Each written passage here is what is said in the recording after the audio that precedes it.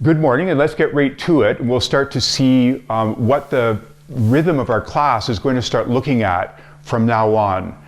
And what I mean by that is that typically we have enough now that I'm going to start by doing a review of last week, and I'm going to add in a couple of new ones, and then we're going to go right back to the beginning and go through the whole process.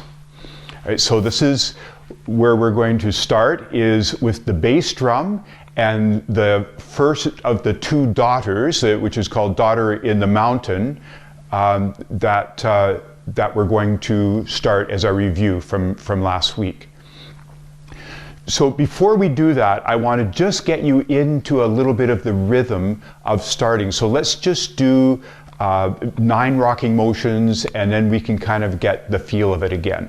So standing with your heels as close together as they are comfortable, your feet slightly turned out, and then we bring your hands up to that gentle resting position. And then I'm going to turn sideways so that you can get reminded of the sequence of the moving back and forth.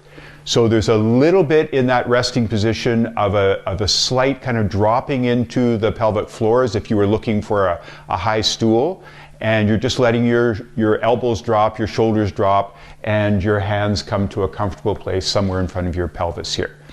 Then as you go backward onto your heels, your hands come back. You scoop around behind your hips, and as you come forward, slightly bending in your knees, as you straighten onto the balls of your feet, your hands are coming up to, as you can see, just somewhere comfortably in front of your chest, and back down again. So here we go. Let's go through the whole sequence of 9. And your hands are coming just a little bit in front of your shoulders and then widening out a bit to go beside your hips. And then start looking for that heavy air kind of feel so that your hands are feeling engaged. And just start to notice where the movements can start working on you. And then this is going to be number 8. And we'll come back down again.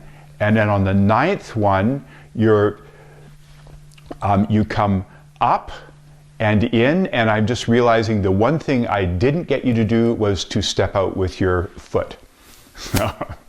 So we'll go back over that again, but essentially the motion is going to be starting with your foot out to the side. And I'll fix that for you in a little bit.